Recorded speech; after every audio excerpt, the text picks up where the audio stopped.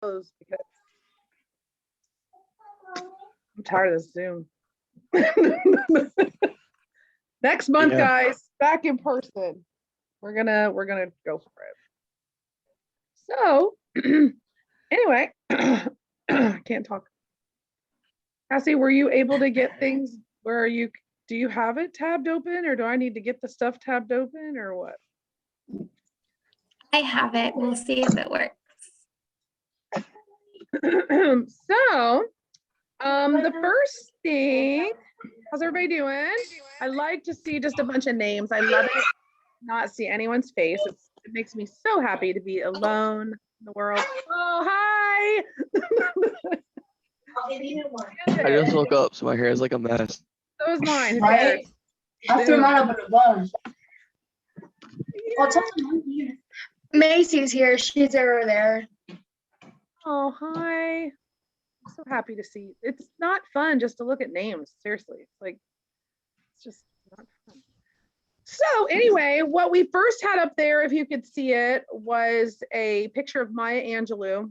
And she's a pretty prominent African-American author in current times, and had her quote there because you probably guys already know that it is Black History Month. So I just wanted to put a little element of that in here. There it is. And I love that quote. Do the best you can until you know better. Then when you know better, do better. I thought that was great. And I've read one of her books before. Can't remember off the top of my head, but it was pretty good. So she's pretty awesome. Might want to look her up. And then I just wanted to share really quickly before we do a little fun activity. I wanted to share some African American history facts with you guys. So Cassie's going to pull that up and share the screen so you can hear it. I don't know. Where did, oh, you're right there.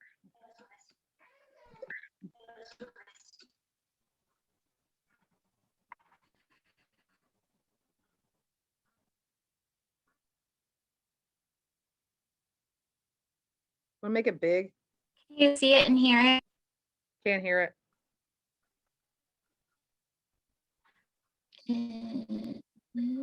Oh, I was. Hear it now.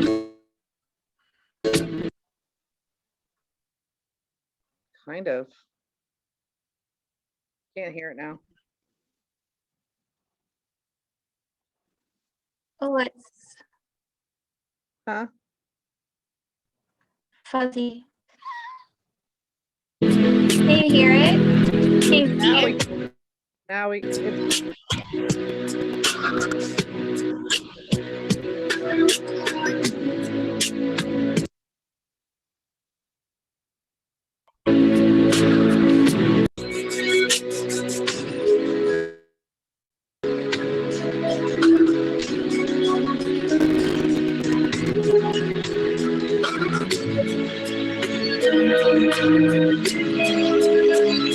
okay.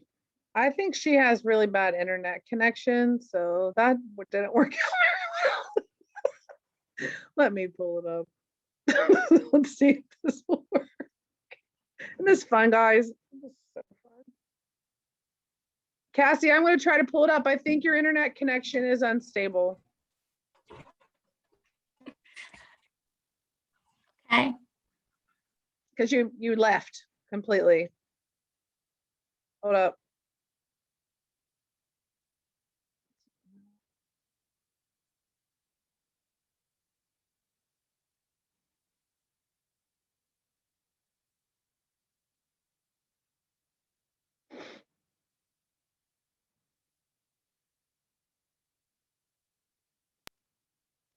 Here.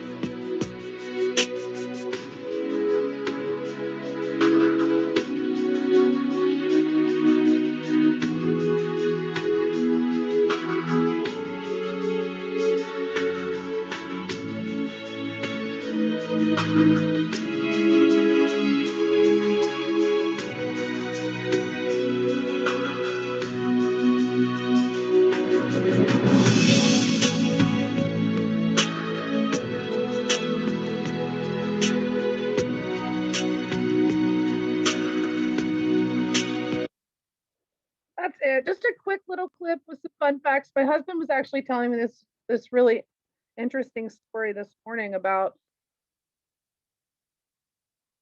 no.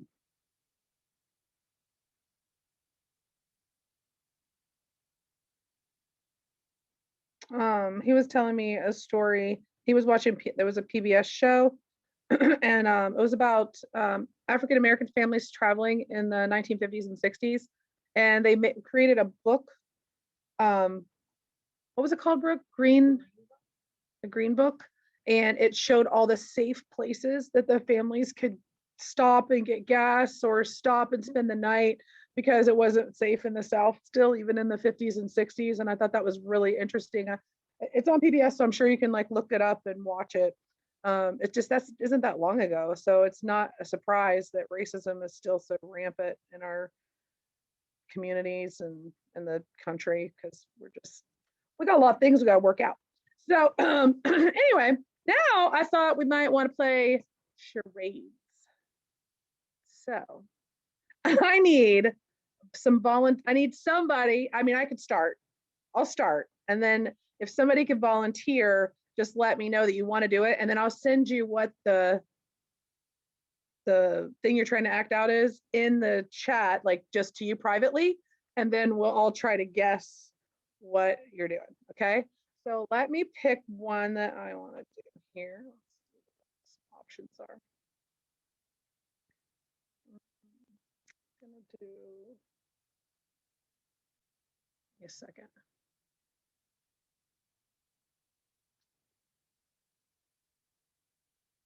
Okay.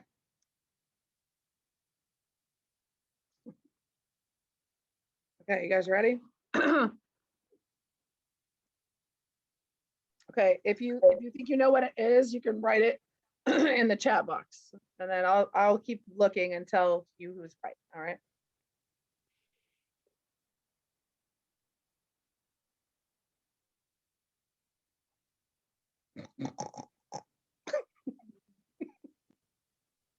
Yes, you got it so fast. I'm so good. You don't know what that was?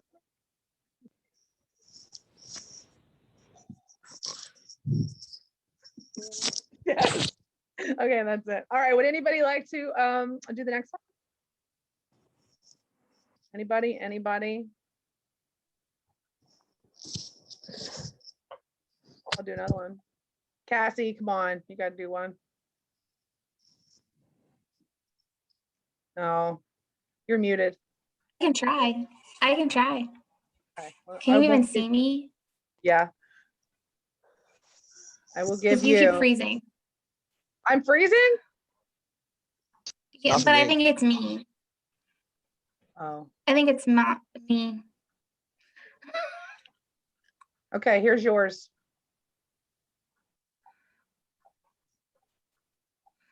Where's my chat box? I'm sending you a direct message. Oh, I do think my internet is kind of lagging a little bit. it I might be can't- mine too. Did that affect mine? Okay, ready? Here it comes. Probably not from. Oh, okay. I got it. Can you guys still see me?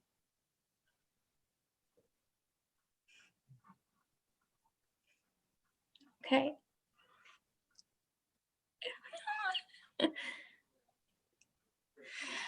This is hard. I'm not sure. Seizure. Are you having a seizure?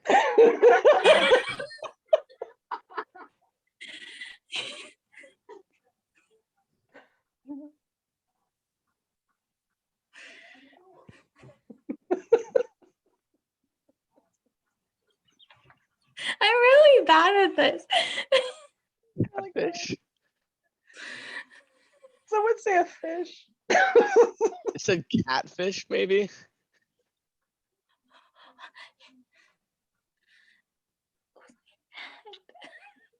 Is it a hammerhead shark? I'm Not a hammerhead shark.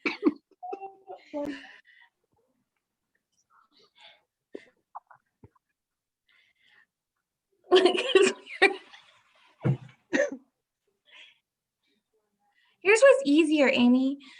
Yeah, it was. I picked an easy one, obviously, but I thought this was gonna be easy too. Maybe do Well, like, not for me because maybe do like, Essie Like got a it. narwhal. there you go, there it is. But I think she got it from my side. That's great. A narwhal. I love it. That's it. Okay, who's gonna trying to go do next? cat. Somebody. Cat and I love it. Anybody? I was struggling.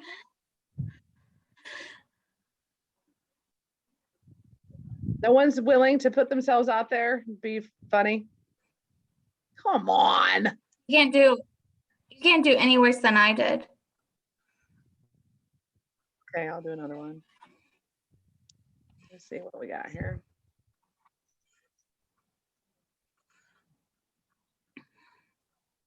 Okay. Okay. All right. Here we go. Okay. Really, I don't know. Let me think about it. I have to really get up for this one. Okay.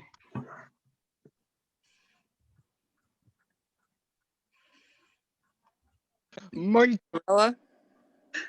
Um,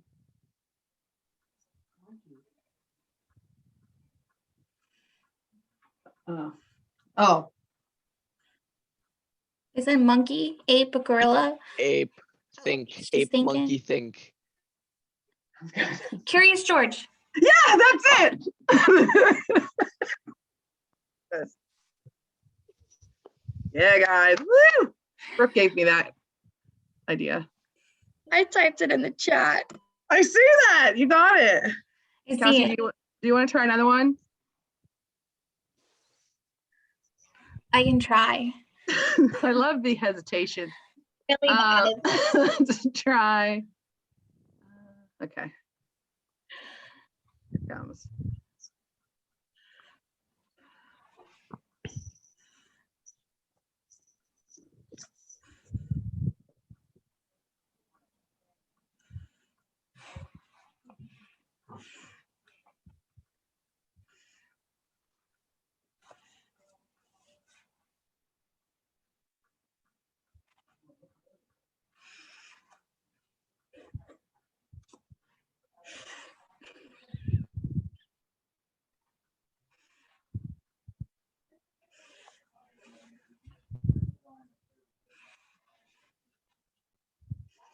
Yay! Little Everyone Red under- Riding Hood. Yay! Liv got it.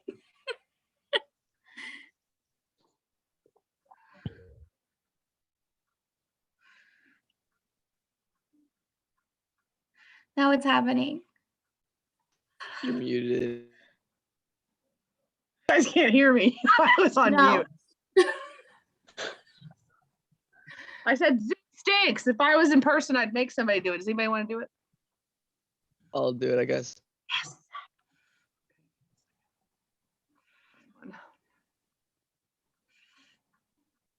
How about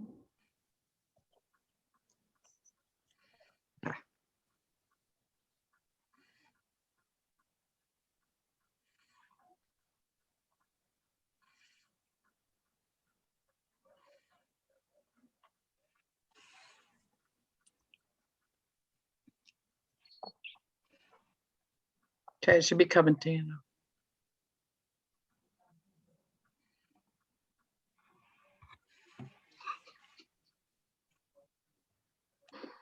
You guys have to guess. I can't because I know what it is.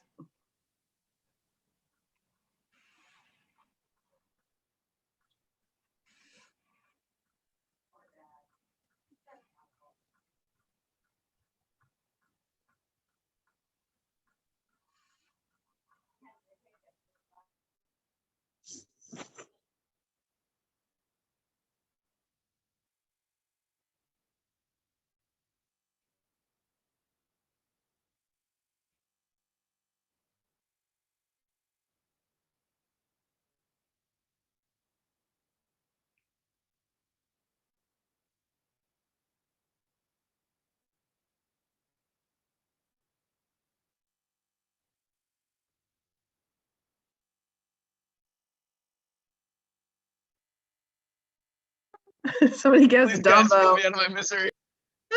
Okay. I don't know really. I would probably act it out like.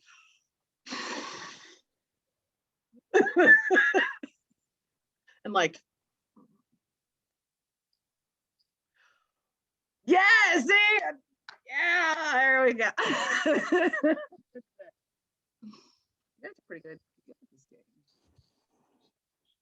Anybody else want to try?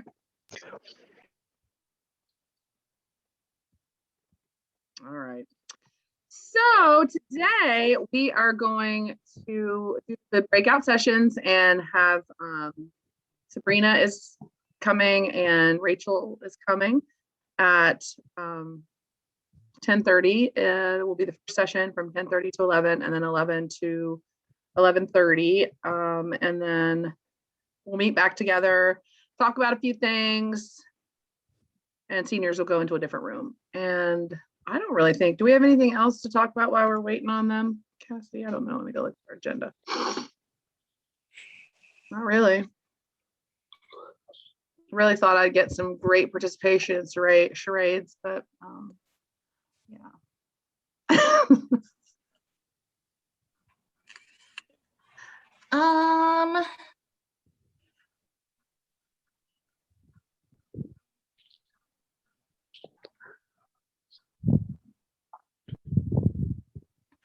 I don't know. I don't have anything. You guys.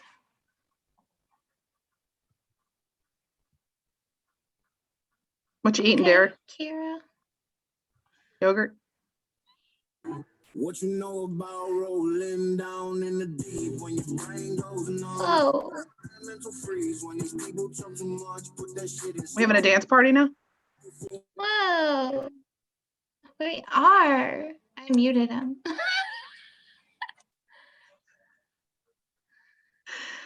Anybody have any fun facts about their like since the last time we met? Anything exciting or anything you'd like to share about your life? My friend's finally gonna get himself one of. Oops. He's finally gonna get himself one of these, so we're gonna be able to play a bunch together. Oh, on VR. is that Oculus one? How does that work? I was really wondering. I saw it on TV all at Christmas time and I was wondering how it worked. You're muted.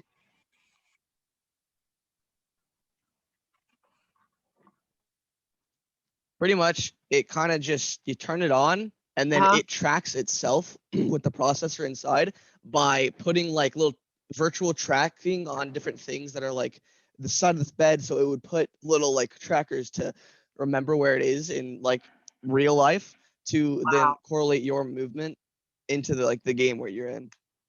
Oh, that's really awesome. Yeah. Does it feel really 3D? When I mean, does it really? Extremely, yeah. There are like times where I'll get like really into the game and I'll try to rest my hand on things that don't exist. Like, yeah, Really? it's cool. Yeah. You get that for Zane. Yeah, and then there's like games where these are like your hands that you've got like buttons on it, and these things are like they've got feedback and stuff. So like if you just like push your finger on it, like not even all the way, it'll still like react to what you're doing and stuff like that. And then you can That's move around in awesome. games. It's yeah. Where do you put the games in it? They're on it, like in it. Oh, okay. Yeah, they're all virtual or digital on there. And Can you yeah. download other ones too? Like, is it? Yeah, there are a bunch of ones on there. I've got like a Walking Dead one game Oh, on there. no thanks. That's scary. It's pretty scary. There are certain spots where it gets like really dark and the flashlight that's provided only reaches like 3 feet in front of you. And so I was like come out of the darkness out of nowhere. I couldn't play that one. I couldn't sleep at night. But I've also got Beat Saber on there, which is fun. Lightsaber stuff?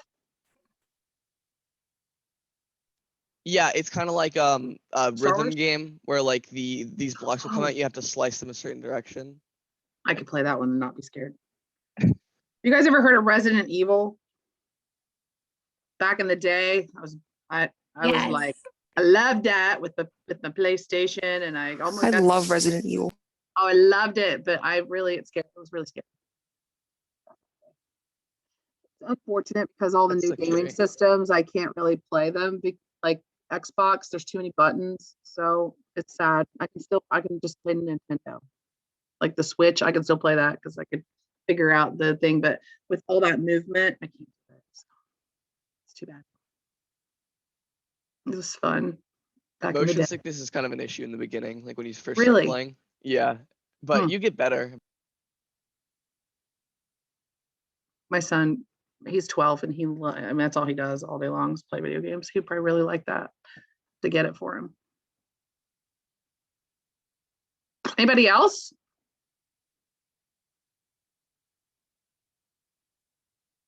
Morgan had her, or I mean, Macy had her birthday since and got a car and got her license and all that jazz. You know, that happened. Anybody else have anything they in COVID? Give us some good news. I got my permit. You did? Yeah. That's awesome. See, we gotta have some good news in this whole COVID world. It's getting pretty boring. Anybody else bored? Is Derek talking to us or I'm something? asleep by 8 p.m. So yeah, I'm bored. Yeah, it's pretty boring. So Derek, is that an endless cup of yogurt? You have like not finished it. And you've been at that for like the entire Zoom call.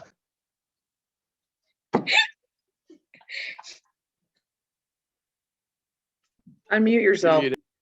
It's a whole tub of yogurt. Oh my God. Steve. It's What's halfway the down. purpose of that?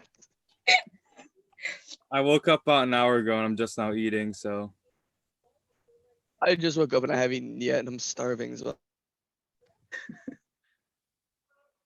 Is that like a post-workout protein type of deal? You're eating the entire thing or you just eat a I lot? just seen it in the fridge. Love it.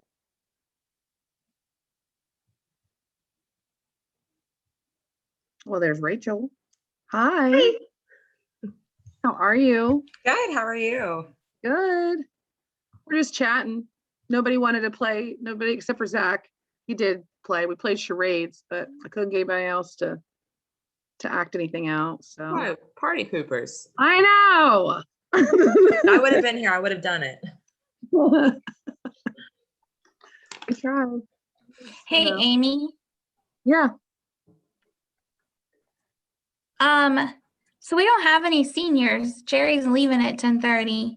Oh, So we okay. all just stay right here. Okay. Sounds good. We want to, Rachel, we want to record for the students who can't be here, and one of us has to be in one of the rooms you guys are in for it to like record on there. So we'll just That's hang a lot out. of pressure. No worries. You would have seen what we, Practiced more. see what we did over the past half an hour, you would not be concerned. I might have even I could brushed my probably- hair. I don't know. What, Kathy? I could probably allow Rachel to record too. So I mean, Well, now you're asking me to do a whole lot of fancy stuff, that technical jargon. all you have to do is hit a button and you're done. I'm an old But soul. it's okay because Cassie. we'll be in here.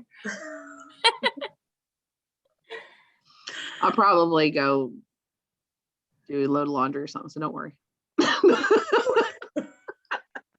Thanks for taking the pressure off. I appreciate it. You're welcome. 90% of my day at this point at school is just figuring out and fielding technical difficulties of mostly myself. Every once in a while, student, but So we do have a few new students in here, and I think you weren't able to come last time. So we have a couple new, like Zach is new.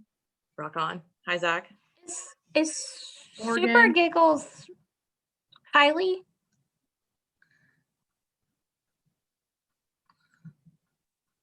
You have to tell us who you are, Super Giggles. Who are you, Super Giggles? Brianna. Brianna's new. Mm, I don't Super see Giggles. Brianna. Super Giggles. You just wanted to log in, get your $20, and you're off doing some other things, or what? Like, who Brianna. is Hi, that? Brianna. Oh, there we go. She said yes. It is Kylie. it is Kylie. Yeah. All right. Well, you guys can do, if you want to do formal introductions after, I'll kind of my stuff off and I will leave it to Rachel. Okay. Okay. All right. All right. Gonna mute myself. All right.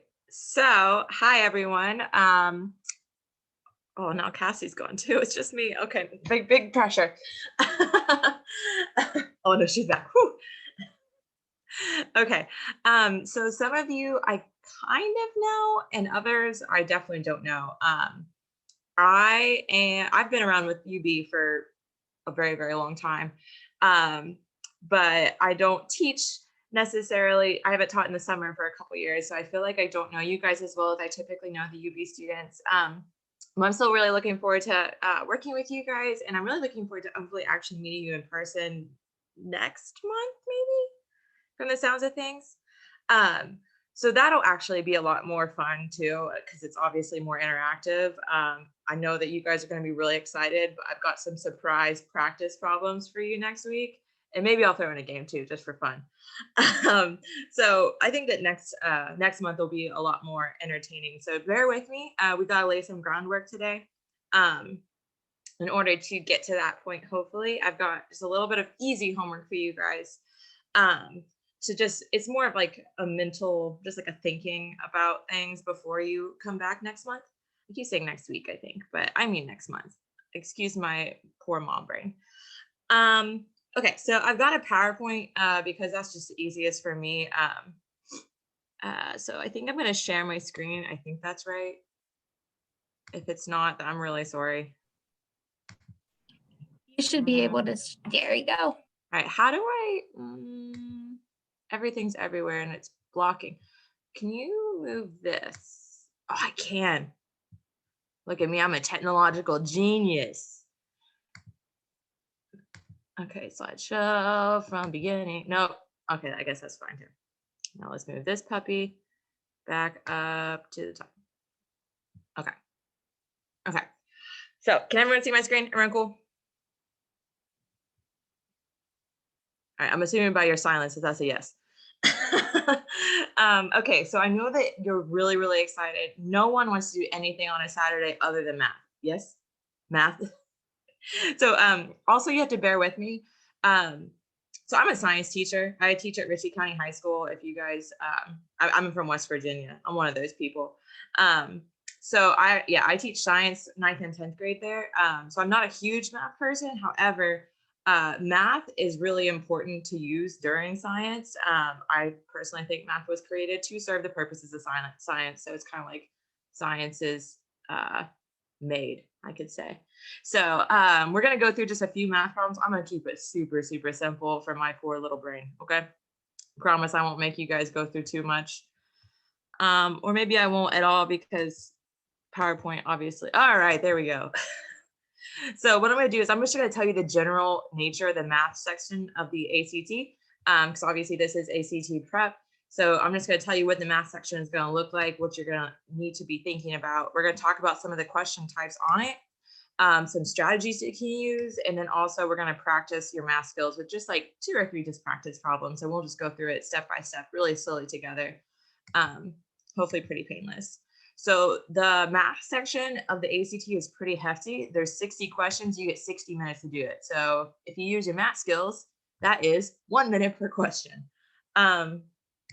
So I also recommend guess whenever you're running out of time. It's a nice amount of time compared to some other sections of the ACT because you do get an entire minute per question, but it's still not great. So you don't get penalized for guessing. So I always recommend guessing whenever you're running out of time, but try to guess with a purpose. So like if you can see something that's blatantly, obviously not the correct answer, don't pick it. I've also heard some data that when you're in a crunch,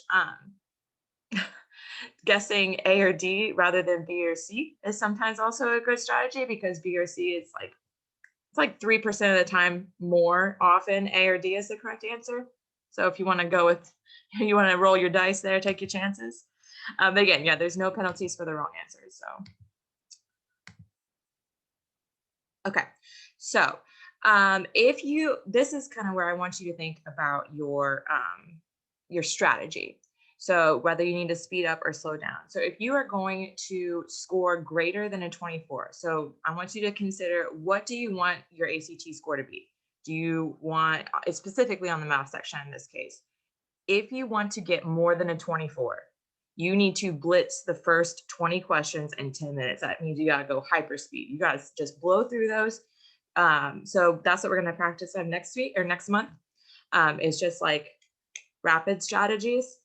And then if you aren't going for over a 24 though, you're like, I'm cool with the 22 or 21, then I want you to cherry pick. And what I mean by that is you're going to know your strengths going into this, and then do whatever you have to do to get the questions that you are confident in. I want you to get those right. So before we start, I recommend always getting a good night's rest. I have no brain power whenever I don't sleep well. So I know that you'll probably be a little bit nervous before your first ACT or your second or your third, I don't know. But definitely try to get a good night's rest. Eat breakfast. Yeah, that's a good one. So also use the test booklet for a scratch paper. You're allowed to do that. You can't bring your own scratch paper in there because people think you're gonna cheat. So yeah, you can use the test booklet. Remember your formulas. I can, if it would be helpful for you guys, I could bring a list of like popular formulas next week or next month, because you're not going to get any formulas on the test. Turn word problems into equations. Or if you're one of those weird people, you could try to turn your equations into word problems if that's going to help you, whatever's easiest for you. So again, this is more about knowing your own strengths and weaknesses in math before you go into the test. So that way you kind of have a strategy of where you want to go. You can use a calculator on the math section. So use it. And then also don't be afraid. Like that's why we're doing this now, is so that way you can hone your skills, and that way you can become a stronger test taker, and you'll go in more confident, because self-doubt does lower scores. If you're nervous and you're spending so much time worrying about your abilities, then you're going to spend less time actually doing the problems. Just got to get in there and get her done. So again, 60 questions in 60 minutes. So what do you guys what grades are you guys in? Like 9th, 10th, 11th? Can you hold up fingers? 10th. 10. Okay, so you guys are probably in geometry then? Does that sound right? Okay. So maybe some of you guys are still in algebra, maybe you guys are in pre-calc, I don't know. But so for your test, pre-algebra is a nice hefty chunk, which is good, because that's just basic algebra. Believe it or not, elementary algebra is 17%, or 10 of their 60 questions is elementary algebra.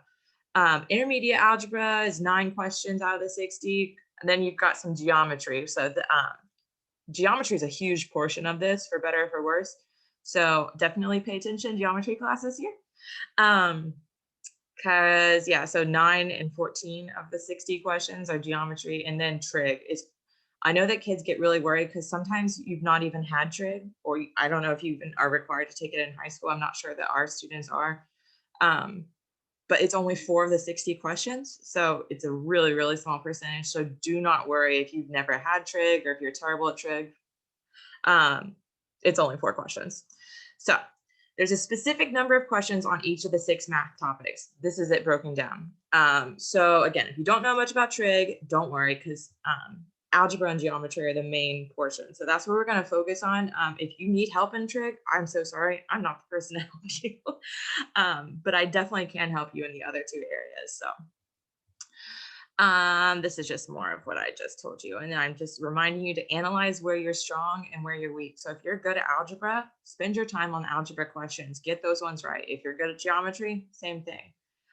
Also, if you're not good at either one of those, it might be a good time to start doing some practice problems, or to like review those concepts before taking a test. Okay, so some time management strategies. That just means, again, this is a time test. So the idea is that we're preparing for that, as well as knowing your actual skills. But more than practicing math skills right now, I want you to practice like strategy, so that way we're ready like mentally with the skills that you already have. So again, cherry picking is just spending your time with the very best questions, what you are confident in, that you're cool with, and that you feel like you can get this question right. So spend your time on those. If you have no idea, don't waste your time on that question. Your easier questions are usually towards the beginning of the test. So if you can spend less time here on the easy questions, you can focus more time on the harder questions later.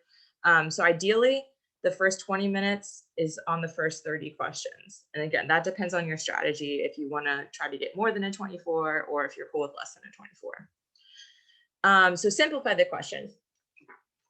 This is especially for word problems. I hate word problems. So maybe the easiest thing to go into those, and we'll try this a little bit here in a bit, is asking, what are they really asking here? Because they will try to trick you because they are dirty, dirty dogs. Practice mental math skills and use them when possible. If you don't have to use a calculator, that saves you time. Predict answers. So if you don't have to necessarily go through all the work and all the steps, you don't have to show your work or anything on this test. So if you see an answer, be like, that's the only one that could possibly be right. Don't worry about the rest of your work.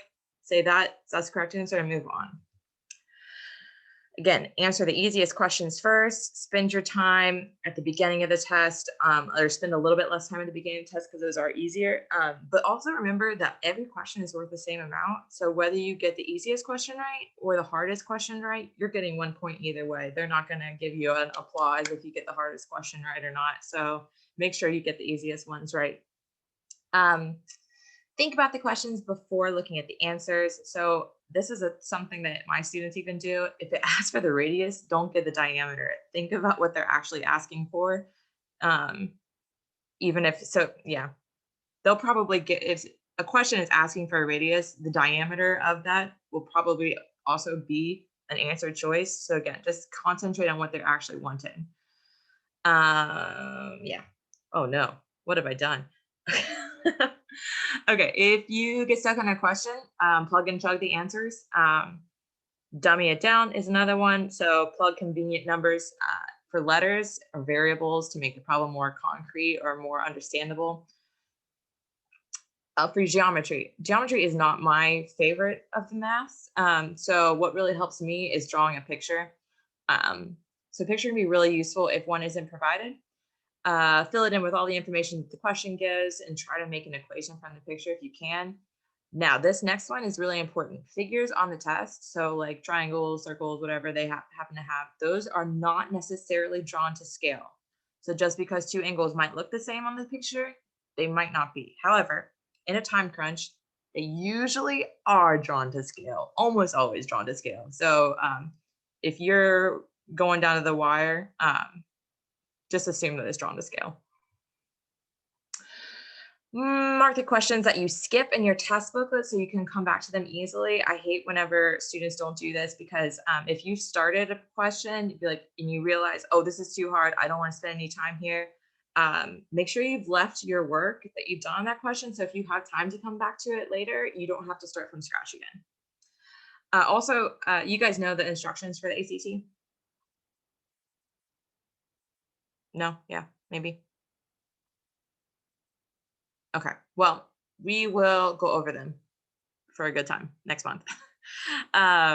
So you shouldn't have to read the instructions on the day of the test. You should probably know them going in because again, that'll save you time.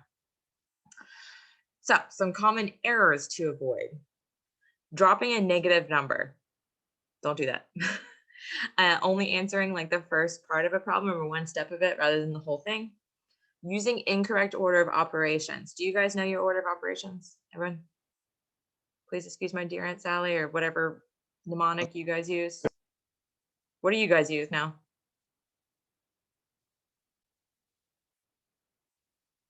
My students, we use please excuse my dear Aunt Sally. I don't know what you guys might use, but we can talk about that next time too, if that's something, unless you guys are feeling confident on it. I don't want to waste your time. So we won't spend time on things that you guys are already strong in. All right, so incorrectly drawing out a problem, making conclusions on that incorrect drawing. Subtracting incorrectly, make sure you can, if you're doing mental math, make sure you're doing it correctly. Incorrectly transposing, that means incorrectly writing the numbers from the question onto your scratch or vice versa. And then pointing the inequality sign the wrong way. you guys hopefully know your inequalities, like the little alligator looking guy. So it's always pointing, it's open towards your bigger number. Okay. These ones I'm not so worried about because this is trig based. So this is where we come into our practice problems of the day. So the 4 questions that I want you guys to answer or think about whenever you're going through the more difficult problems, specifically word problems, because those are the spicy fun ones. So what do you want to know? What are they actually asking you in the question? What do you already know? What have they given you? What information? What can you do with what you know? And is this whatever I've gotten from this problem? Is that what I want to know? Am I done? So let's do some practice. Let me move my screen so I can actually see what's going on. So this is just a really simple function problem. If f of x equals 6x squared plus 9, then the function of -2 equals what? So what do you want to know? This is the interactive part. I'm sorry. Some of you guys are going to have to unmute or give me an answer if you can. Not everyone at once, though. What are they asking for? What f X. is equal to? Bingo, bango, bongo. Function of -2. That's what you want to know. What do I already know? So what information have they given you? X is equal to 6x to the second plus 9. Oh no, what have I done? I thought I had more lines and everything on here. See, I told you I wasn't good with technology. So what do you already know? So they've given, yeah. So x in this case is 6x squared plus 9. So what can you do with this information? So they want to know what is f, the function of -2. What can you do with what they've given you here? What are you supposed to do? What do you do with the -2? Plug it in as X. Exactly. So you would just plug it in as X, do the problem, and then you get some answer. And then you're going to ask yourself, is that what you want to know? Is that what the problem was asking? Or the first step of the question, what do you want to know? Is what we got, is that what we want to know? We didn't actually solve through it. I'm not going to make you guys do that right now. So is that what we actually want to know? Everyone shake their head yes. Oh, you guys are so good and so smart. Rock on. Okay. All right. So the next one we're going to go through. John wants to make a fruit salad because John has no friends. He has a recipe that serves 6 people, uses 4 oranges, 5 pears, 10 apples, and 2 dozen strawberries. If he wants to serve 18 people, how many pears will John need? So what do I want to know? What's the question actually asking me? So how many pears you need to serve 18 people opposed to 6? Yep. Oh man, why do I keep doing that? How do I go back? No, back. Okay. Okay, yeah. So if he wants to serve 18 people as opposed to 6. So what do I know already? What do I know about this problem? I just kicked my freaking bed out. That hurt really bad. You need 5 to serve 6 people. Yep, 5 pears to serve 6 people. So all this other information that they've given you is just there to it's like superfluous, that you don't need to know how many oranges, because why? Why don't I care about oranges or apples or strawberries at this point? Because no one asked. Yeah, exactly. No one asked. So again, they're going to do that a lot where they just throw extra information in there for you that you don't need to, like, it doesn't matter. We don't care. You don't need to solve how many oranges you need for 18 people because that's not what the question is asking. So this is what I want you to focus on with our strategies is what is the question actually asking? Because a lot of students will go in there and they'll spend time figuring out how many oranges and apples and strawberries you need as well as pears. That's wasting time. You don't need to know that. You might want to know for your own personal, if you're making your own fruit salad, but we don't need to know for this problem. So if we know how many pears we need for 6 people, 18 people is 3 times 6. So what can I do with this knowledge? How many pears am I going to need? 15. So is that what I want to know? I've said I need 15 pairs for 18 people. Is that what I want to know? Yep, we did it. We're done. Leave the question. All right, here's a fun one. Hey, cats. Shh. What is the area in the standard XY coordinate plane of a triangle with vertices at those 3 coordinates? So what do I want to know?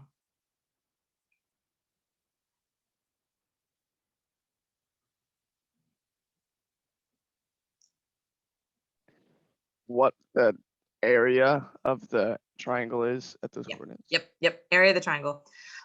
What do I know already? What information have they given me? The points of each like dot thing. Yep, on the vertices. So what can I do with this? Is when I'm not good at mental math. I'm a big picture drawer. So if this were up to me, I would actually go ahead and just draw out a quick coordinate plane, like just whoop, whoop, and then plot those points. So that way I can figure out what my triangle actually even looks like. That's one thing you can do with that. If you don't somehow, if you're a math genius and you don't need to draw it out, by all means, try to go through it without doing that. However, you do also need to know one more thing for this problem that they're not going to give you. What is that?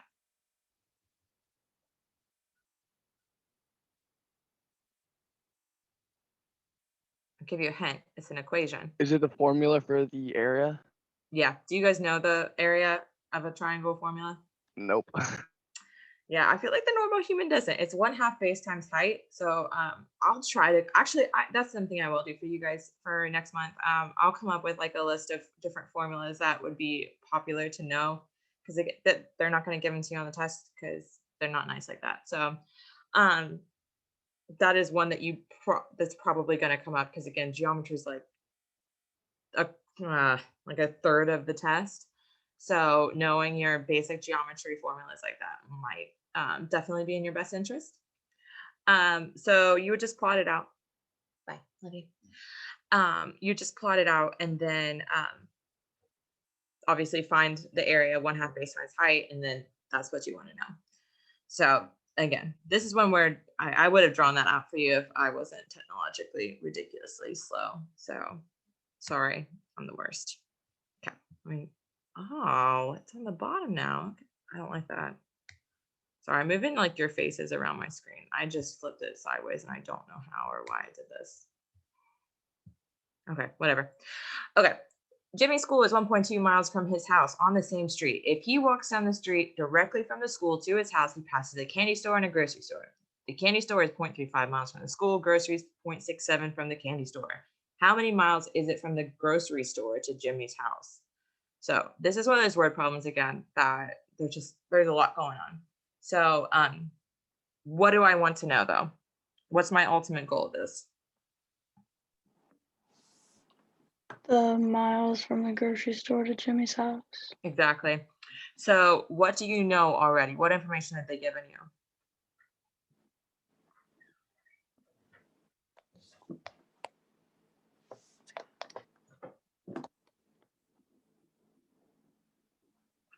I'll give you a hint. They've given you a lot of other mileages, like the candy store to the school. We know how far his school is from his house. So they've given us just a lot of different mileages. So what you can do with that, I'll tell you my strategy. You can come up with your own, or whatever is best for you. Again, I'm a visual person. If you just throw out a bunch of numbers and words like this to me, I have no idea what's going on. I don't care where the candy store or the grocery store is in relevance to his school or his house. So I would draw out a line and I would plot each location on that line. So I'd say school, house, grocery store, and I would draw in between those, like this is 0.35 miles, and this section is 0.67, and this other section is 1.2. So that way you can kind of help visualize it. Then I will tell you, if you do that, it's very easy to see how far his house is from the grocery store. I, again, don't know how to write on this PowerPoint, so I apologize. I know that you guys are all super curious and you really, like, for your own emotional needs, wanted to know, but try to be okay without knowing, okay? So ultimately, yeah, we'll find out how many miles it is from the grocery store to his house, and that would be what you would want to know there. I feel like this is like, a lot of these are the same. So these are all just practice problems that I've kind of picked and chosen. There are several. How are you guys with word problems? Like, are you guys confident? Like, so whenever we practice some of these next month, would you rather spend our time, again, I don't want to waste your time. Would you rather spend time working with different formulas, or do you guys want to work on breaking down word problems? Because I know that's an area that my students struggle with, is word problems. They all get really terrified whenever I throw one at them. So think about it. I'll ask you again at the end, and you can tell me what you want to work with, because this is for you. More algebra, just finding X, tricky word problems, more algebra. Okay. Normally I would give you a practice test, but we will refrain from that at this point. So I want to just kind of review a couple concepts. Okay. So can I use a calculator on the math section of the ACT?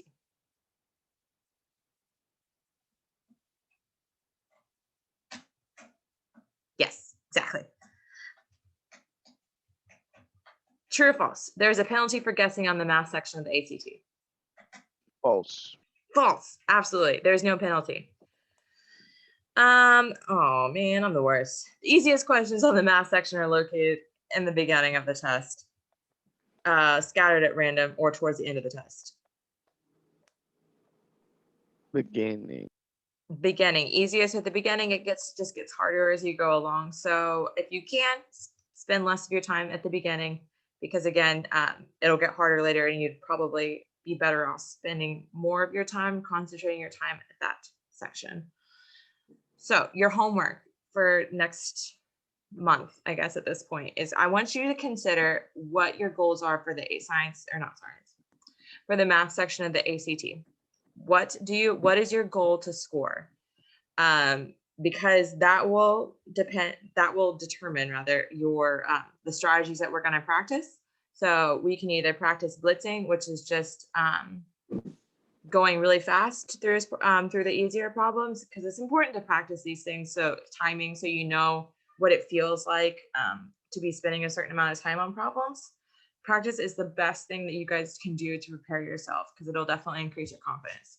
So think about what score you want to get, or what you want to aim for rather, and then we'll talk about strategies, and we'll probably run through both. We'll do both sides, because we'll work some with the blitzing strategy going really quickly, and then we'll also work with actually knowing our formulas, knowing how to tackle word problems and break them down and things like that. And then yeah, so that's my plan for next week or next month. So that's kind of what we can be ready for, hopefully. And yeah, I really am looking forward to actually meeting you guys in person. I think it'll be much more interesting. Yeah, so I think that's basically all I had for you guys as far as this for this Saturday. Pause my share. So how do I open Zoom back up? Boy, this is rough. Cool. I apologize again. I'm a technological dunce. That's what I keep saying about myself. It's okay. We're doing the best we can. Thanks for still supporting me. I appreciate that. Oh, shoot. Well, yeah, that's all I had. Unless you want me to go through some more practice problems, but I feel like it's kind of hard with the interaction on. Yeah. That's good. Thank you. Yeah. Awesome. Enjoy your rest of your Saturday. You gonna go sleigh riding? No, we're gonna go get Oliver's first haircut, actually. So. Oh, that's fun. Got all those little curls off. Oh, that's memory. That'll be fun. Well, or all terrible. right. One or the other. Oh, true. Give him a lollipop or something. He'll be good. Yeah. But it was nice to meet everyone. And I hope you guys all have a good Saturday. Have fun with English. Yeah, well. I have trouble with that. Yeah, I'm not sure if she's gonna. I think she's gonna do some kind of interpersonal communication type of. That sounds fancy. Yeah, some kind of lesson like that. So cool. All right. Thank you. You're welcome. All right, so I'm gonna. All right, I think I know how to leave. Okay. All right, you guys have a good Saturday. Bye. Hi, Rachel.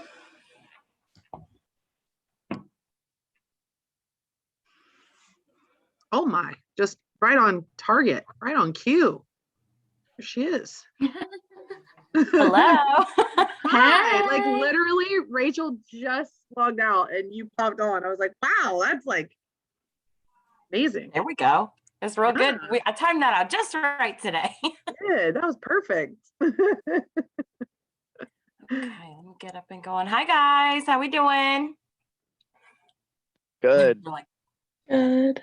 okay, thank you. There we go. An answer. Okay, I like it.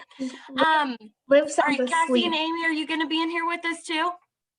I'm gonna be virtually hanging out in this area, but I'm not gonna really be listening to you. Okay. know. Yeah, We're gonna leave same. it I've up. kind of been up. Okay. Yeah. Now, So- was it okay that did Cassie mention that I wanted to do something a little different than is that cool? Okay, Yeah, cool. it's awesome. All right, y'all, we're gonna have some fun this morning then. Yay! All right, let's well, get I'm going. gonna mute myself and leave. So have a good Okay. time. All right, thanks. All right, guys, good morning. This is a good show out for a Saturday session. I'm glad.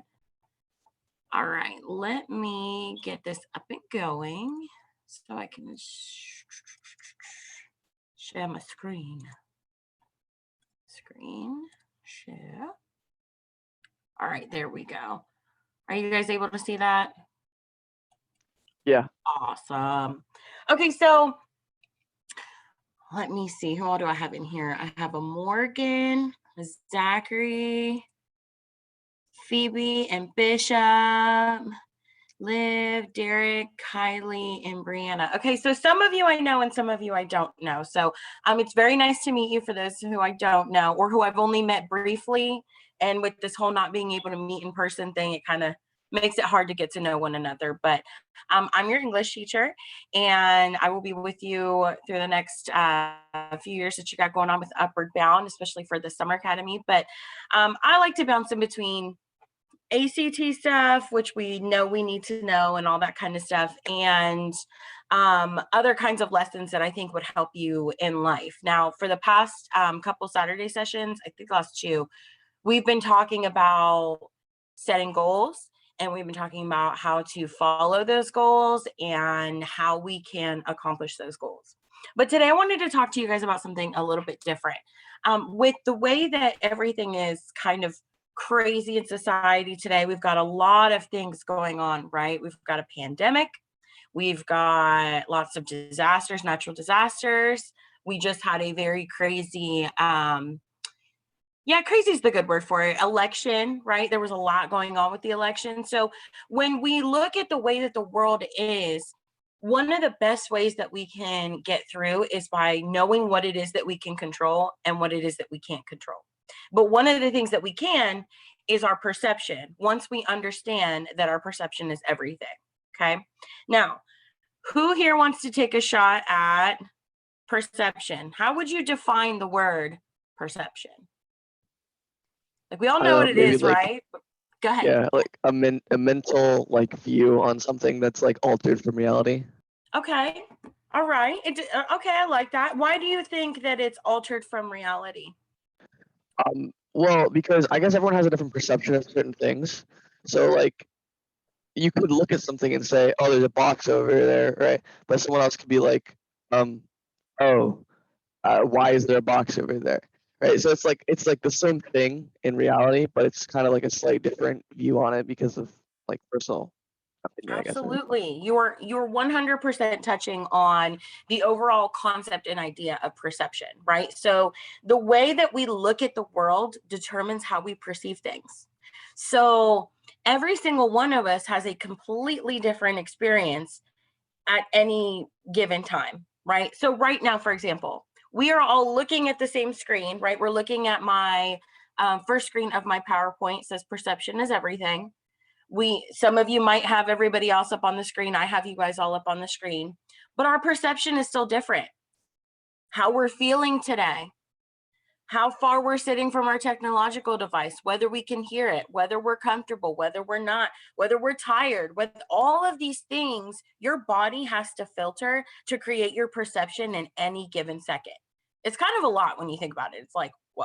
So when we talk about perception, it's a process. What happens is everyone experiences it differently. And Zachary did a good job of kind of touching on that, right? Oh, that's a box over there. And someone might be like, well, why is there a box over there? Or they might be like, you know what, that's not a box, that's a house, right? They might have a whole different concept. I know that my cat, right? My cat's not a human, but that cat's going to see that as a chill spot, right? Because God forbid she goes to the actual cat tower that I bought her. Do any of you have cats?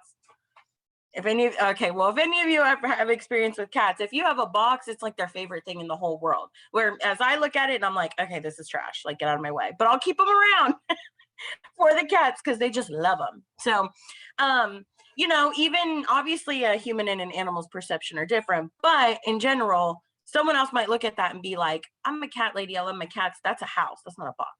So everyone has a different process of interpreting what is going on, and it's affected by who we are.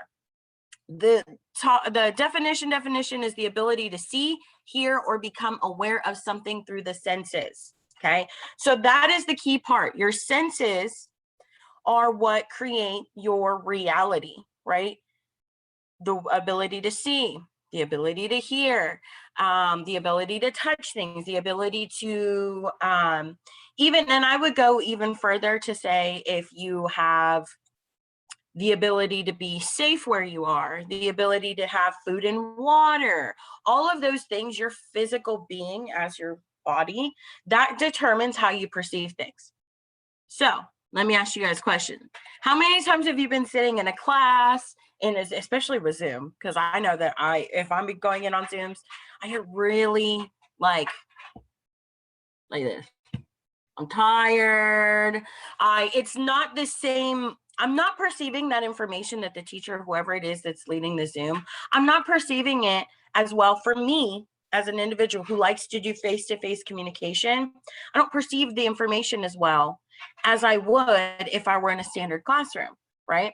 But let me give you guys a little example. Let's say I was an introvert, right? Let's say I have social anxiety, or you know, there's something that prevents being in a physical location and having classes as being something that's comfortable to me. Maybe I don't learn well that way, and I do learn better digitally. Our perception of the same event is completely different based off of you as a human, okay? And what your current situation is. So I know we've talked a little bit about this, right? The glass half empty, the glass half full debate, right?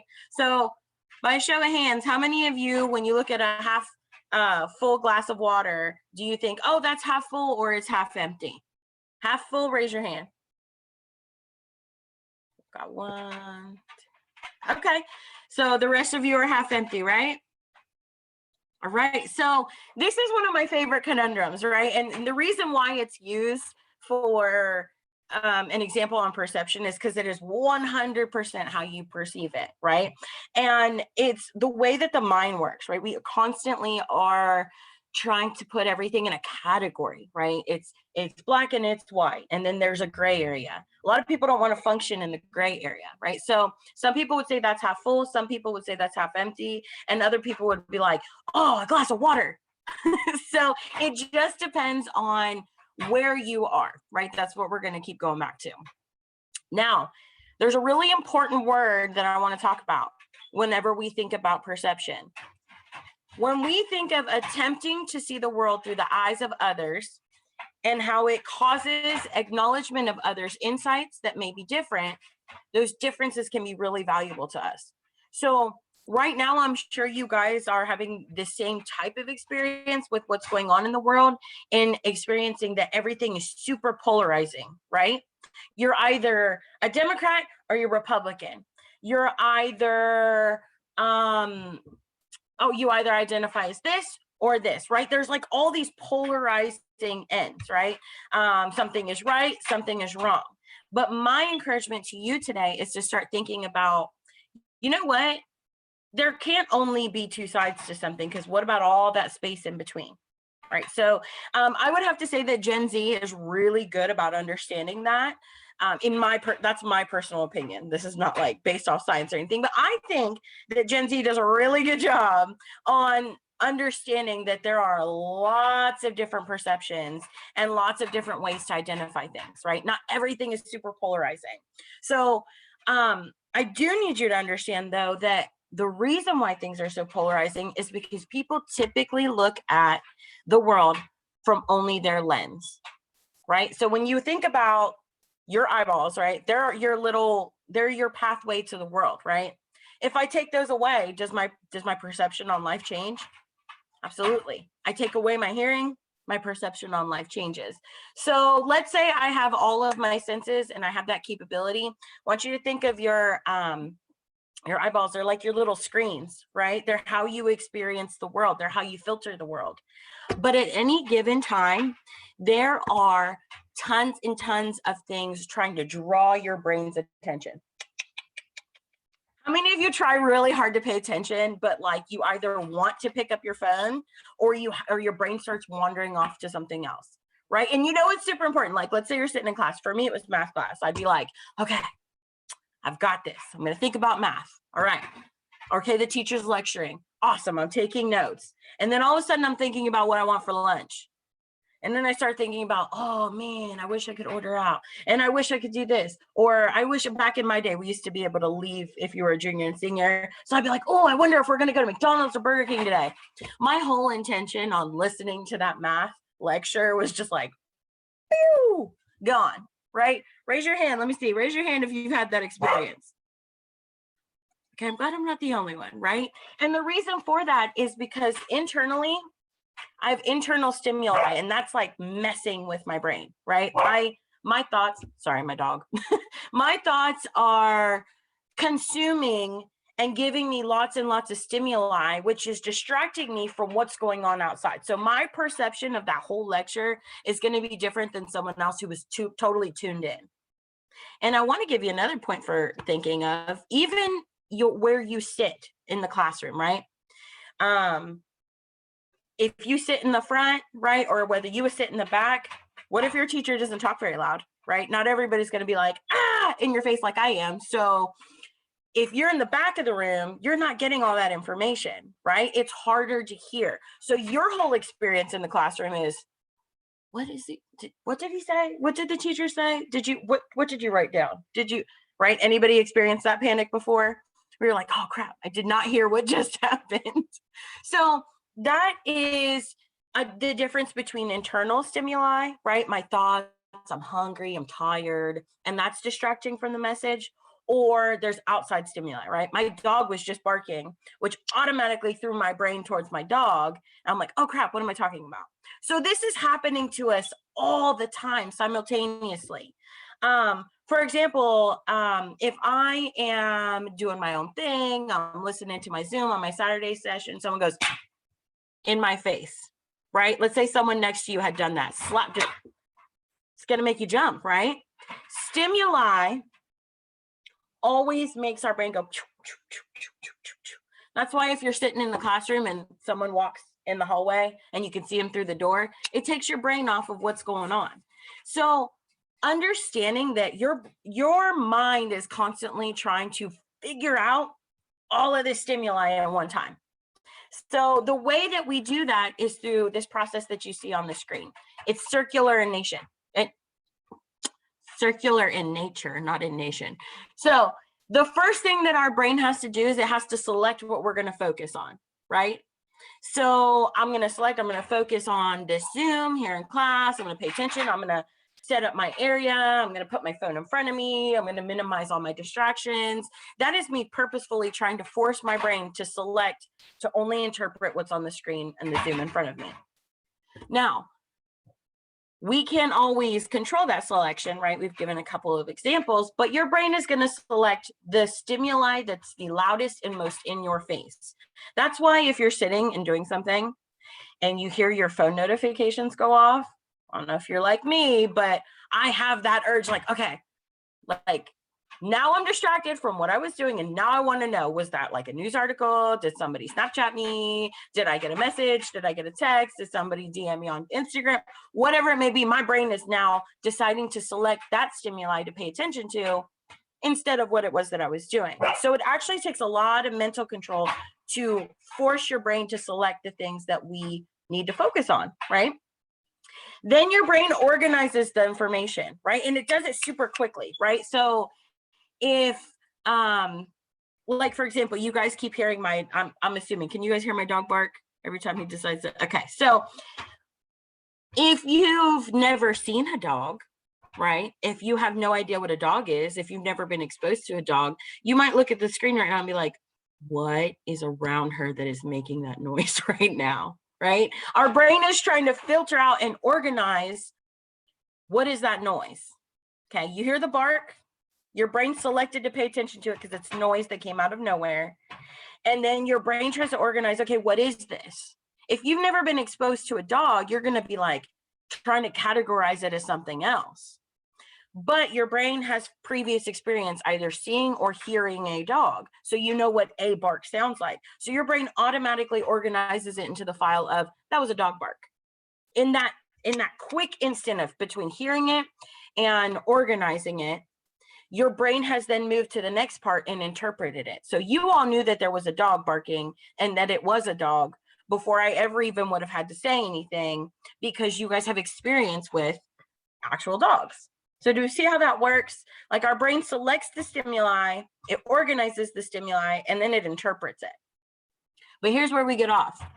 Not everybody has the same point of interpretation. There are lots of things that create our ability to, or that hinder our ability to see the world as it is. Okay, so whether it be something like this picture evokes, right? When we think of what stereotypes are, who wants to define for me what a stereotype is?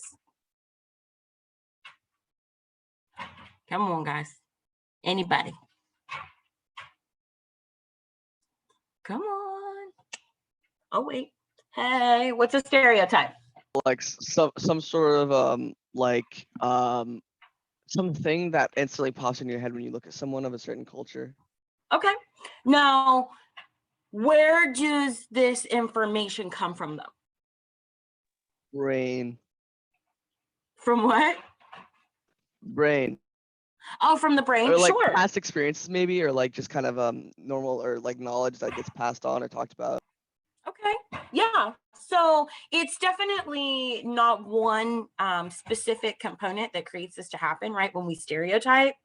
However, we also have to look at the other stimuli around us, right? What we've been told, what we've been educated for, or whether we haven't been educated to something, right? Ignorance.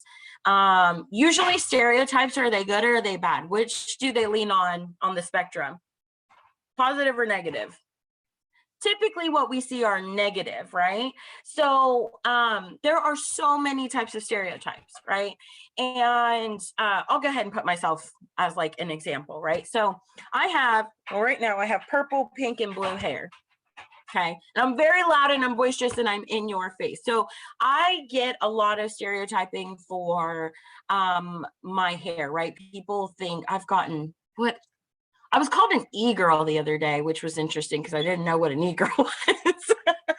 And then I realized that it's young people, so I got really excited. But there's a lot of perceptions that come with people who have crazy colored hair. I've been doing it. I've been a professional for I graduated with my master's degree in 2013, and I have had crazy hair ever since then. And I get stuff from older generations the most, and they like to say, oh, did you wake up with their hair right there? And I'm like, yes, I was born with it. Isn't it nice? So even though that's like a kind of a harmless one, right? I did this on purpose. I can change this as I want to. But does it come with some stereotypes, or does it come with, I wouldn't even say stereotypes. Does it come with giving people the idea that they can say something about it, or can I be judged for it? Absolutely. I've been told, like, you're a professor, you have no business having your hair into a different color. Well, I didn't know my hair affected my ability to teach, but that's that person's stereotype. Where did their stereotype come from? They said, this is what my typical idea of a teacher looks like. And you don't fit that. So when you don't fit that, I don't like that. My brain doesn't process it right. It says, a teacher can't have crazy hair. So you must not be able to be a good teacher. So that's where stereotypes will take a little bit of perception, a little bit of what we were grown up with, taught, our personal experiences and all those things. And it formulates our lens that we see the world in. And it's really important to understand that most of the time we're being ridiculous when we stereotype, right? However, our brain does like to interpret information. So what's the difference? Well, I'll leave that one up. So what's the difference? For example, when our brain categorizes and interprets someone's skin color, where does it go from stimuli and interpretation, organization and interpretation, to something that is negative? Where do we think that divide happens? Or how does it happen?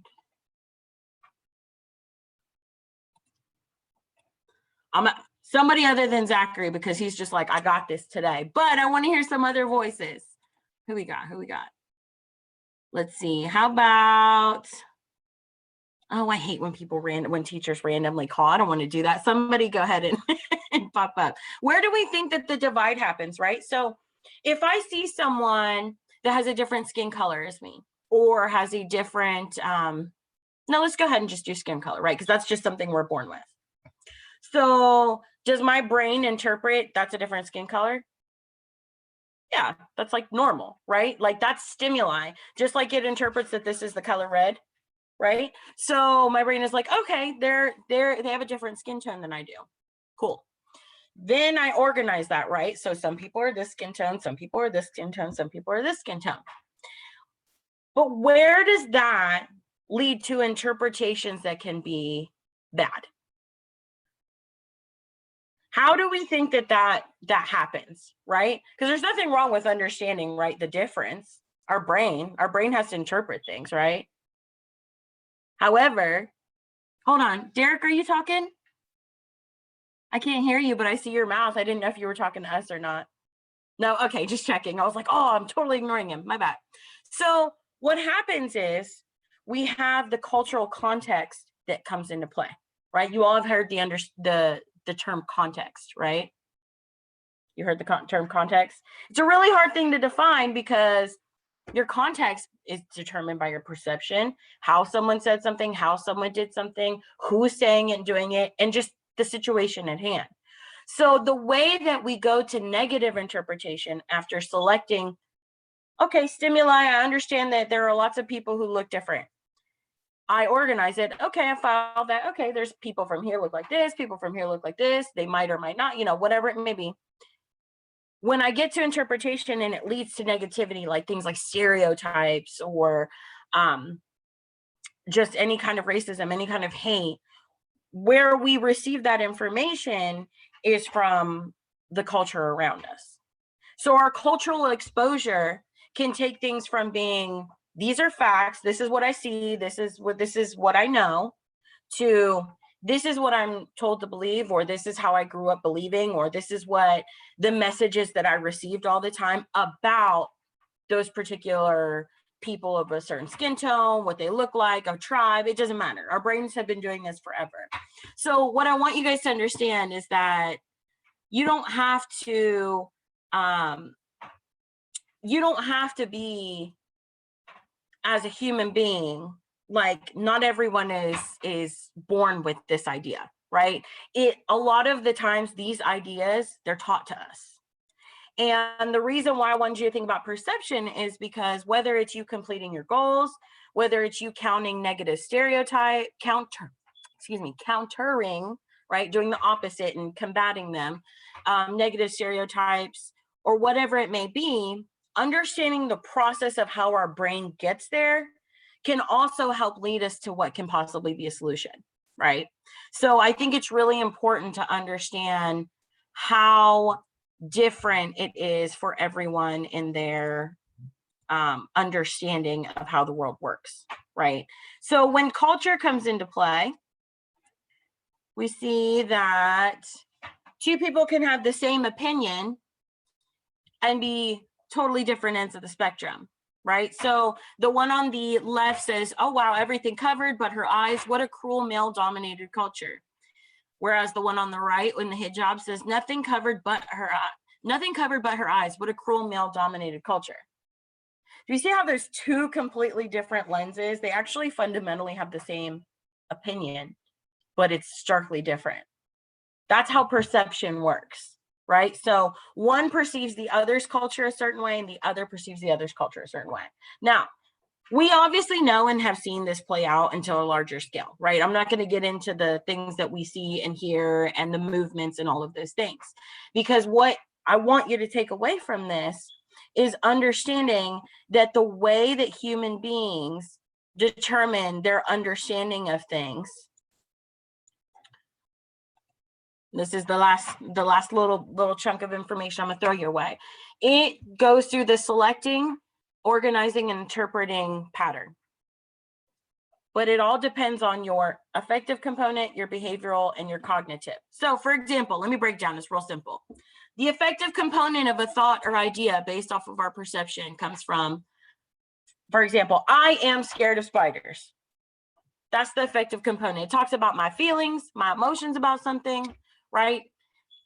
Spiders seem like an easy one for me to explain to you guys because that's me. I am scared of spiders. So the behavior that I do because of that feeling, that emotion, right? The way that I perceive them is I will avoid spiders and scream if I see one. Okay, I don't scream anymore, not little, but they are not my friend. So my behavior is dictated by that thought and feeling, right? I don't like spiders. I'm scared of spiders. So how am I going to act? How's my behavior going to be when I see it? I'm going to avoid them if I see it, or I'm going to scream, or I'm going to not be happy about that situation. Then our brain comes in and it starts to form the perception. And the perception then becomes, I believe spiders are dangerous. Are all spiders dangerous? No, not at all, right? They just look, don't like them. They don't look great, right? But not all of them are bad. So this seems like a really simple thing, but can you think of other thoughts and opinions in a very negative way where this plays out? Think about it. If we look at racism, we might look and say, hey, excuse me, I didn't call on you. We might say, I am scared of blank type of person, right? Or I'm just using scared as an example, right? I am scared of this type of person. So my behavior might be that I will avoid this type of person, or I might have a confrontation with this type of person when I see them. Why? Because it goes back to the fact that I was afraid. Then my cognitive would be that sentiment that you hear people, the negativity, right? So I believe that these people are dangerous, or I believe that this type of person is, and then insert, it could be a racial slur, it could be something negative, it could be any type of the negative things that you see, right? How many of you guys see this play out, right? Are people arguing about race all the time? Are people arguing about politics all the time? Right? So we tend to, with our perception, we do all of these things that I'm talking to you about today, right? So we get the information, we make a judgment based off the information, and then we perceive it that way. But the important part to walk away with is that you initially have a thought based off of your feelings. Hi, he's cute, Morgan. We have this idea, right? And then it leads to our behavior, and then it leads to these like long withstanding thoughts, right? So that's why and how you can get a perception that is negative or positive about certain things. So that, take it or leave it, is like my little basic spiel on perception. But I want you guys to think about perception. I used a lot of social and societal examples, right? Society says this, and racism and politics and da-da-da. But I want you to take it back to yourself, okay? So I want you to think about the way that you talk to yourself and what you think you can accomplish. I think Liv might be the only one that's that sat in on all my goals talk. But when we create goals, right? It's super easy to say, okay, I need to achieve this goal. I need to get good grades. I need to lose weight. I need to, whatever your goal may be. I want to break a record, or I want to make a certain team, or whatever it may be. Super easy to set the goal. Is it always easy to achieve them? No, right? That's why it's a goal. So one of the things that I'd like you to understand is a lot of the times the reason why we don't complete our goals, or our schoolwork might suffer, or whatever it might be, is because of these three things, right? You have a belief, that's your affective component. Then you change your behavior, and then it settles into your thoughts and it becomes your perception. So for example, if I think, oh, am I getting chatted with? Who's chatting? Oh, okay. I didn't even see that you guys were like writing in the chat box. Hey, my bad.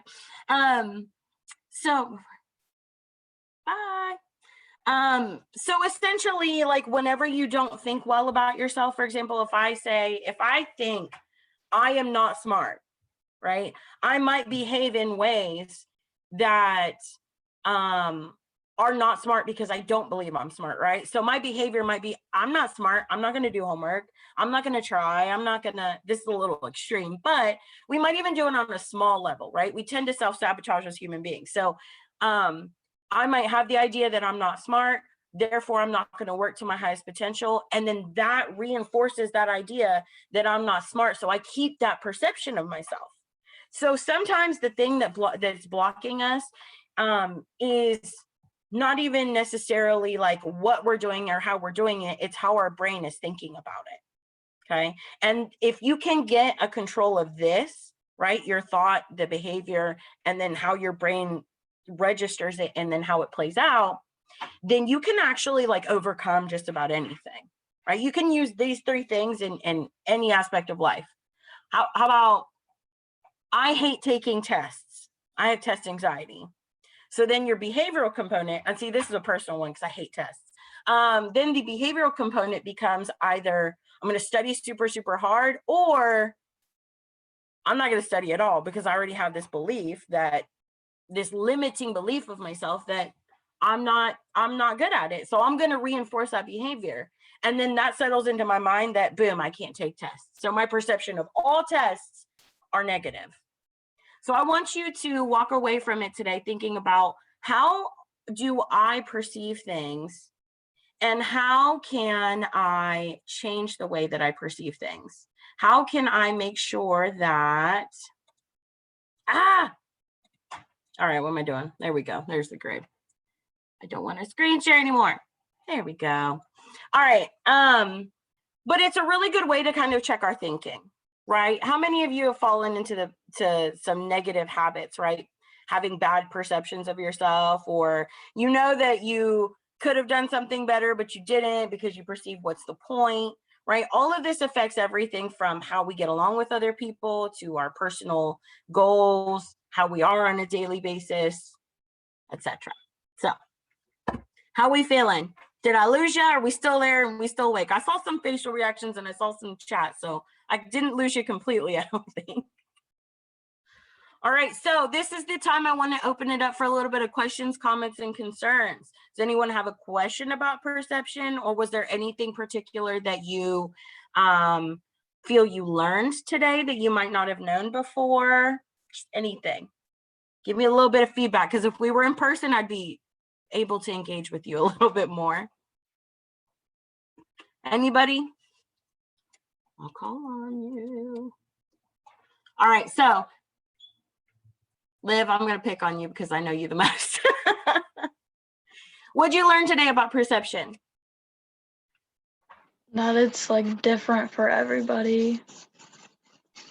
Absolutely. Now, do you think that can help in your interactions with other people? Yeah, because like, I mean, you could bond with people over it, or it could like cause problems with people. Absolutely. So I mean, it just like kind of depends, I guess. Thank you. I always call on you first. I'm so sorry. I always pick on her first. Okay, Derek, give me one thing you learned.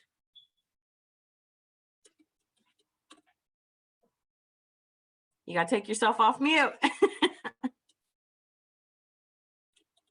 Derek, did you hear me call on you?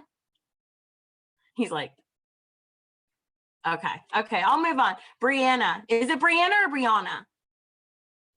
Brianna. Brianna, okay. All right, give me one thing you're walking away that you have a good takeaway from or that you learned from today's little mini lecture. Probably that every single person has a completely different view on everything. So. Absolutely, right? We're all looking at the same screen right now, but technology could get in the way. Our brain could get in the way. Absolutely. Everything is affected by everything around us, even inside our head. Awesome. All right, Phoebe and Bishop, one takeaway.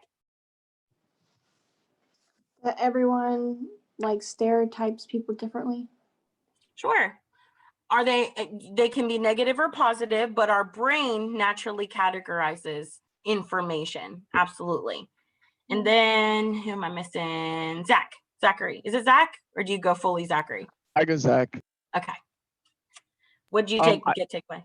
I guess I realized that I'm not really, I'm kind of fascinated by the fact that like everyone around me is living their own life with their own view on reality and what's happening. That's kind of like a really crazy thing to think about. And like there's so many people that all have their own thoughts and opinions. And I guess I'm not really the only one who kind of think about that, which I guess obviously, but yeah, it's kind of cool to talk about. Yeah, no, and I like that you said, I mean, obviously, right? Like we know this because we're like alive and we're living and we're thinking, but when you really start to analyze and think about how human beings perceive reality, that's why sometimes when someone has like thoughts or opinions or just a different reality, and you're like, I don't understand how you could possibly have interpreted X from Y from Z. It's because everybody's reality is completely different based off of perception. So awesome job today, guys. I appreciate you guys listening. They did really well, Amy. I think they walked away with something good. So that's awesome. Awesome, guys. All right. Well, I will see you guys next Saturday session. Hope and cross your fingers that we get to see each other like in real life. We're planning on it. So yeah. All right. We just have to wear our masks still, Yes. Unfortunately. Just yeah. All right. Bye, guys.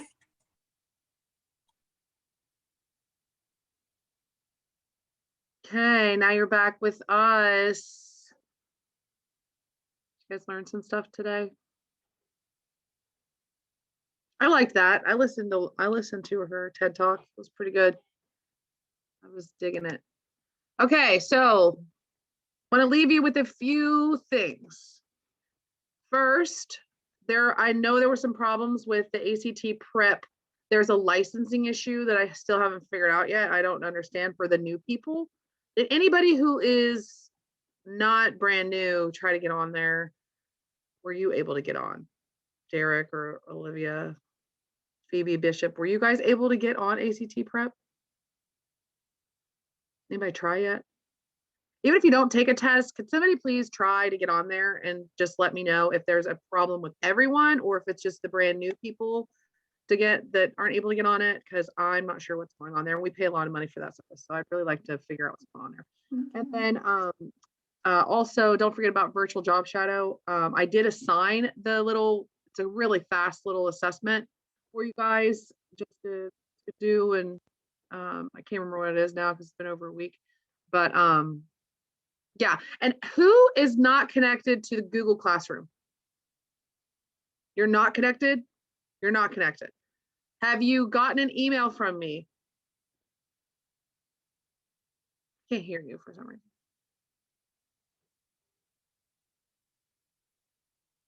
Unmute yourself.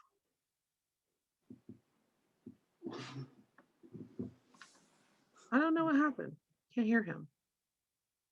See it.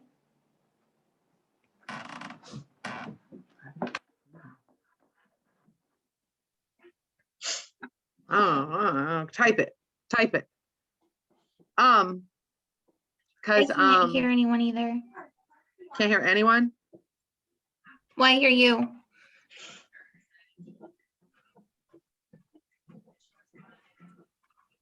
Morgan, are you talking?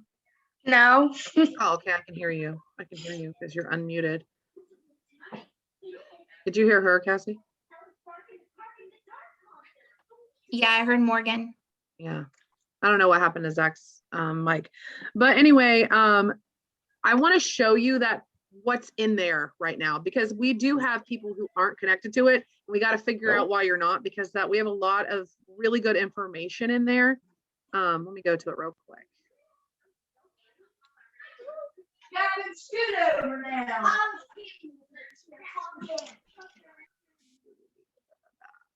This is what we're doing today.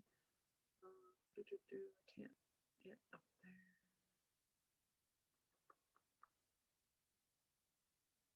You're gonna have to give me a minute, and I don't care that I'm horrible with this. We'll just figure it out.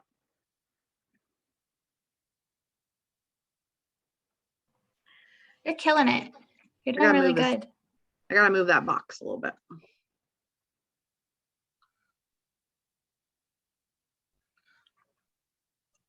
Where's the classroom at? All the way down at the bottom. So if you go into, if it's an issue of maybe you guys don't know how to get to it, how I always get to it is I go to the email and then or just drive and then just look for the classroom in this box here that's got this 9, is that 9?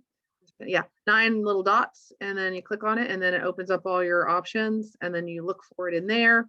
And the easiest way for me to get to it actually is go into my email and then that pops up, but sure there's multiple ways to do it.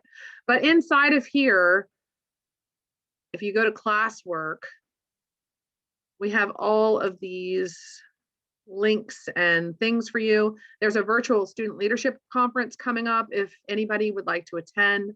I don't know when the deadline is, but you have to look through it. You have to, I believe there might be an essay to that. You have to look at it. We have tutoring in here. If you need a tutor, you fill out this form so we know that you need it. We just recently, Olivia, you still need somebody to help with geometry because we just got somebody.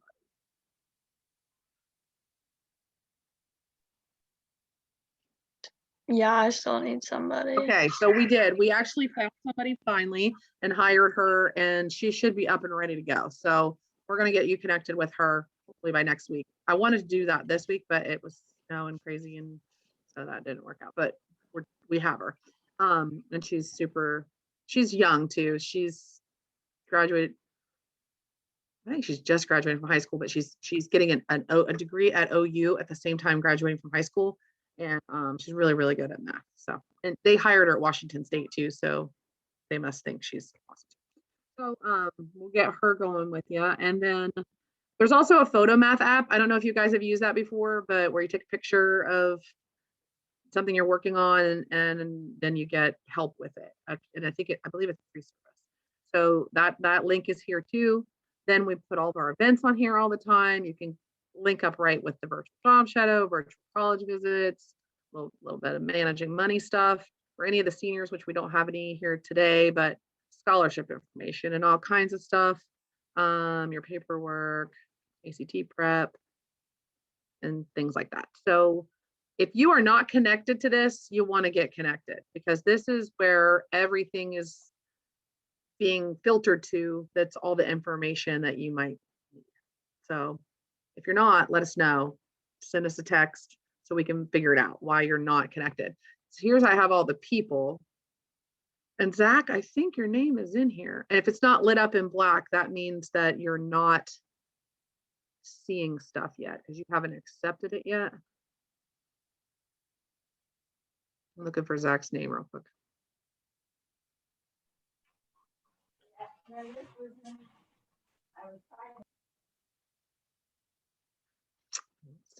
No, I added you.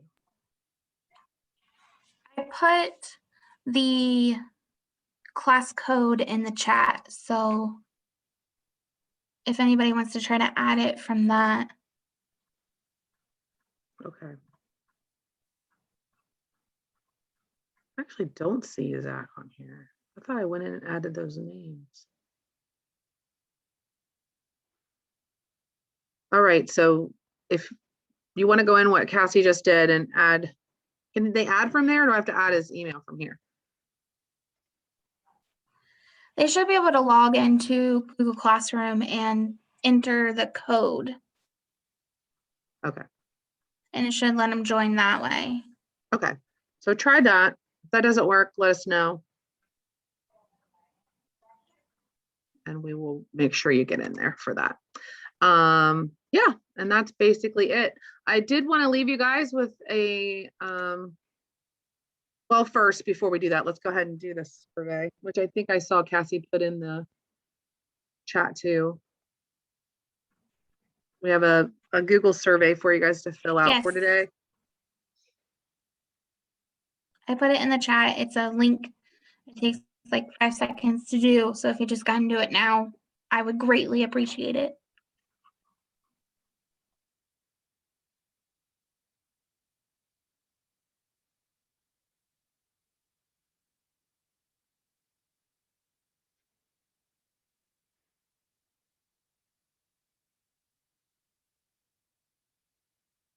Oh yeah, we'll talk about that either.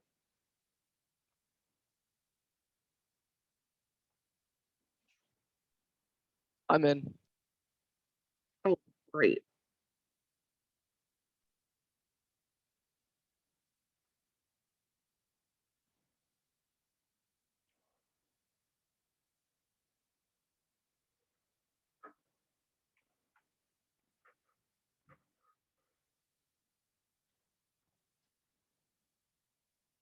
Cassie, can you see when everybody's done with their survey or no?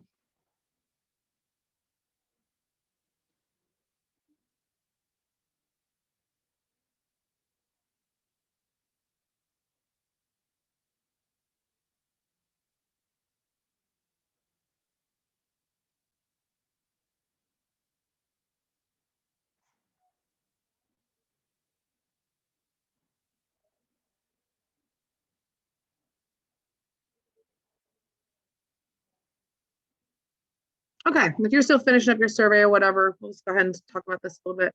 So National Trio Day is February the 28th, I believe. So we thought it would be fun to do some random acts of kindness and take a picture of it and use the hashtag Trio Works or Trio Day. And then just let people know what you did, take a picture, tag on social media. I mean, Cassie made this to show you guys exactly what to do. And there's some different ideas here. So if you want to start doing that, and we'll start, yeah, it'd just be a nice thing to do and celebrate the National Trio Day, which is coming up. Typically, we might try to do like a community service event or something like that, but we can't do anything. So let's do something nice. We could go shovel snow for somebody, which would be really nice. Do it again right now, or take, pick up, I don't know, open a door for somebody, do something for your sibling, do something at home, wash the dishes for your parents, or do a load of laundry, whatever it may be. It doesn't have to be anything huge, just something nice for somebody else. Helping your sibling with homework. I mean, Yeah, whatever. or if you wanna make like little sticky notes and put on people's lockers, like have a great day or you're wonderful or whatever. Yeah, anything nice like that. Yeah, and take a picture of it and let us know so we can share the kindness with everyone. I think everybody needs a little bit of kindness right now. Okay, so then I'm gonna leave you guys with this, and we'll be actually done a little bit early. But this is Michelle Obama.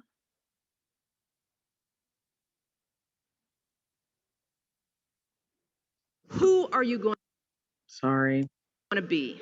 And if you'll notice, I'm not asking what are you going to do, but who are you going to be? I'm asking you about how you plan. Sorry. Imagine, he looked me right in the eye after I poured my heart and What soul is into building my this? company, and he said, it's a no. Who are you going to be? And if you'll notice, I'm not asking what are you going to do, but who are you going to be? I'm asking you about how you plan to live your life every day. How are you going to respond when you don't get that job you had your heart set on? For all of you who are going to be teachers, what are you going to do if the students in your class next year just don't respond to your lessons? For all of you going into business, how will you react when your boss gives you a goal that feels way too high? See, these are the moments that define us. Not the day you get the promotion, not the day you win Teacher of the Year, but the times that force you to claw and scratch and fight just to get through the day. The moments when you get knocked down and you're wondering whether it's even worth it to get back up. See, those are the times when you've got to ask yourself, who am I going to be? And I want to be clear, this isn't just some vague platitude about building character. In recent years, we've actually been seeing a growing body of research that shows that skills like resilience and conscientiousness can be just as important to your success as your test scores or even your IQ. For instance, West Point cadets who scored high on things like grit and determination were more likely to complete basic training than those who ranked high on things like class rank, SAT scores, and physical fitness. So what we're seeing is that if you're willing to dig deep, if you're willing to pick yourself up when you fall, if you're willing to work and work until your weaknesses become your strengths, then you'll develop a set of skills that you can mold and apply to any situation you encounter, any job you might have, any crisis you might confront. But you got to make that choice. And let me just share just a little secret before I end.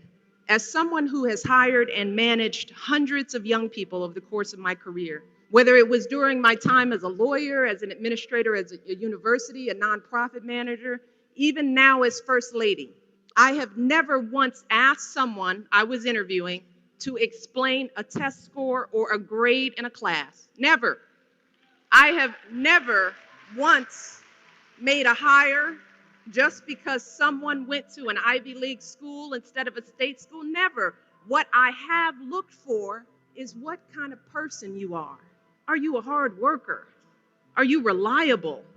Are you open to other viewpoints? Have you stepped outside of your own self-interest to serve others? Have you found a way to serve our country, whether in uniform or in your community?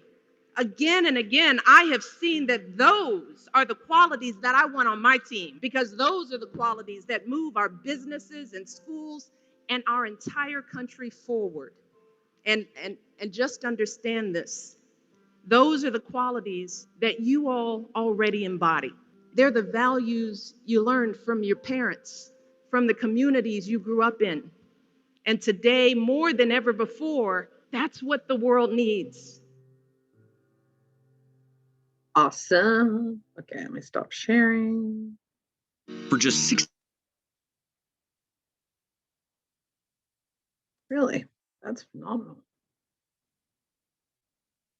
All right. That's all I got. Cassie, you got anything else you'd like to add? Anybody have any Nope. closing remarks? All righty. I guess we're done.